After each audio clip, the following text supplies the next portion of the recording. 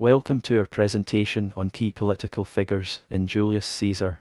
Understanding the real historical figures behind the play helps us see why these events mattered to the Roman people and how Shakespeare dramatized their struggles for power.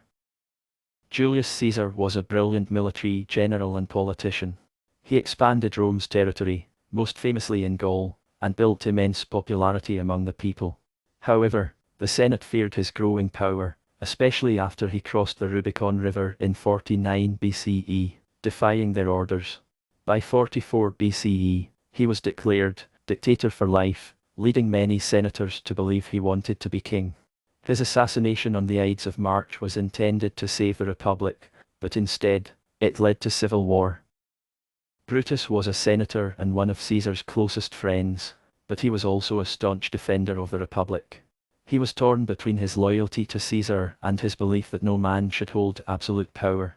Convinced by Cassius that Caesar was a threat to Rome, Brutus joined the conspiracy to assassinate him.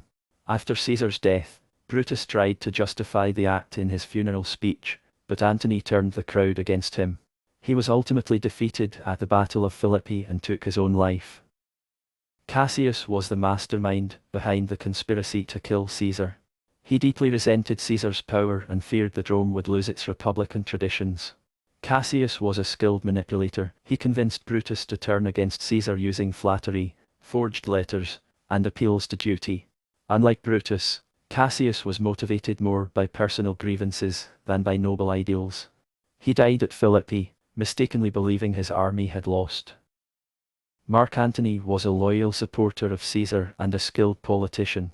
After Caesar's assassination, he pretended to side with the conspirators but later used his famous funeral oration, "Friends, Romans, countrymen," to turn the Roman people against them. He formed the second triumvirate with Octavius and Lepidus to defeat Brutus and Cassius. Eventually, he became entangled with Cleopatra and was defeated by Octavius, leading to his suicide. Octavius, Caesar's grandnephew and adopted heir, was only 19 when Caesar was assassinated. He joined forces with Antony to defeat the conspirators at Philippi, but tensions soon grew between them. Unlike Antony, who sought power through alliances, Octavius played the long game, gradually eliminating his rivals.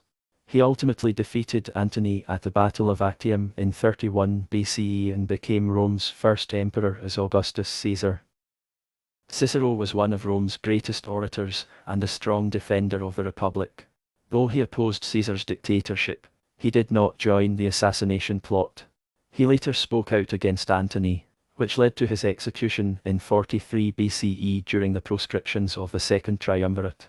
In the play, Cicero appears briefly before the assassination, discussing strange omens in Rome. Lepidus was a Roman politician and general who joined Antony and Octavius in the Second Triumvirate. However, he was seen as weak and expendable. In Julius Caesar, Antony dismisses him as a slight unmeritable man. Eventually, Octavius removed him from power, leaving himself as Rome's sole ruler. One of the most striking scenes in the play involves mistaken identity. Cinna the conspirator is one of the senators involved in the assassination, but Cinna the poet is an innocent man. After Antony's funeral speech incites mob violence, the plebeians attack and kill Cinna the poet simply because he shares a name with one of the conspirators. This moment highlights how easily public opinion can be manipulated. Several other senators played key roles in the assassination plot. Casca was the first to stab Caesar. Trebonius ensured Antony was kept away from the Senate. Metellus Cimber distracted Caesar by begging for his brother's pardon. Decius Brutus convinced Caesar to ignore Calpurnia's warnings and go to the Senate on the Ides of March.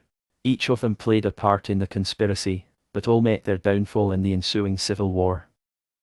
Understanding the real historical figures behind Julius Caesar gives us insight into their motives and the consequences of their actions.